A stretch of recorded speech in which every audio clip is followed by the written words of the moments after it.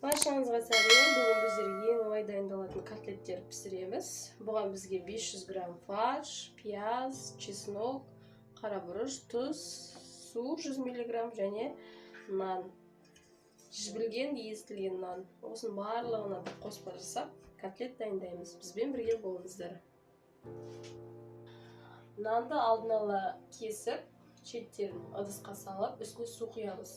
Нан жібіген кезде оны сығып аламыз. Бізге 200 грамм нан керек.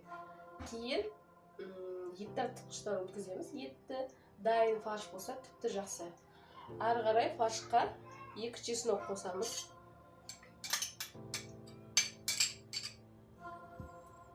Тұзымызды қосамыз. Қарабұрыш, пияз,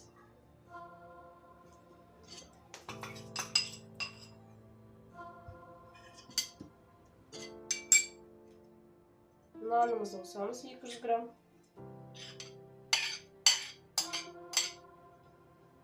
Және ең соңында су қосамыз. Осының барлығын қолмен араластырып, біркелкі масса жасаймыз. Ендігі кезекте қолмен фаршты барлығын араластырып, біркелкі масса жасаймыз котлетімізді.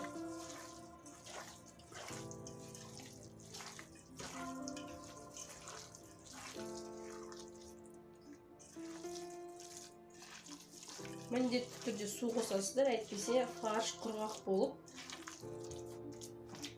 кетеді.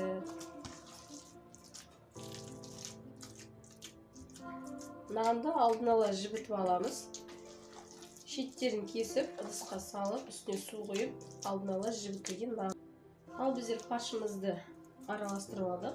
Енді фарш бұдан сайын біркелкі болу үшін біз осылай фаршты лақтырамыз. Бұл не үшін дегенде су шығу үшін. Бана фарштың суы шығады. Біркелкі болып, езілмей пісіп шығады.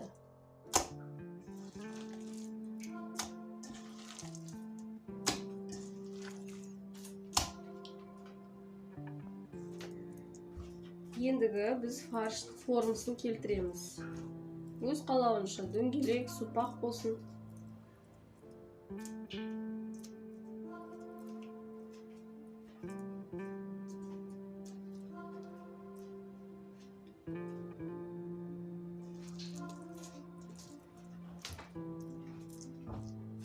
Жаным, котлет пісіретін ба, котлет? Иә, котлет. Біздің көрермендерімізге бұл котлет ұнайды деп ойлаймын. Ең оңай қолда бар заттармен үйдегі дайындала береді. Достар, біздің каналға жазылып, лайк басып кетіңіздер, комментарий қалдырыңыздар. Сіздердің комментарийіңіз бізге маңызды.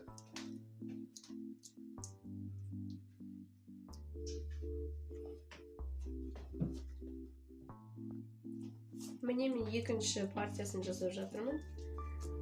Осыдан 9-10 шақты штук котлет шығады. Міндетті түрде астына ұн себіңіздер, немесе силикон доска болса, ол да жақсы, жабыспайды. Сонда бұл котлет қандай уақытта піседі, неше минутта піседі? Бұл котлет тез піседі. Егер арасы шикі болады десеңіздер, бұқтырып алуға болады 10-15 минутқа. Күшті, е?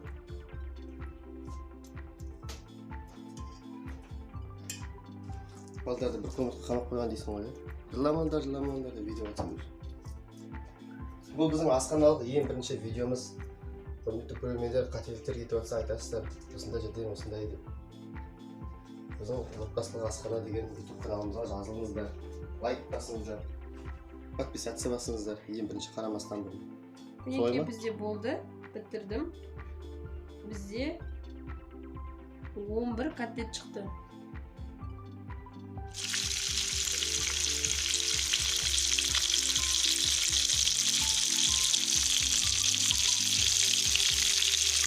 Ал міне, енді котлеттеріміз бір жағын аударамыз, екінші жағына. Қандай әдемі, түсі әдемі болып шықты.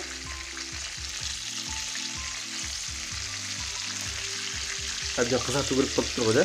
Май әбден қызартса, жақсы.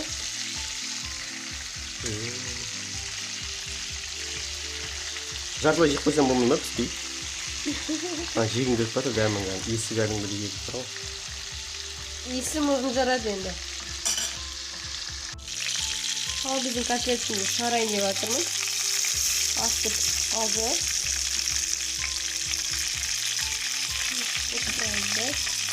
Кішкене қызартып пісірдім әбден. Шиті болмас үшін.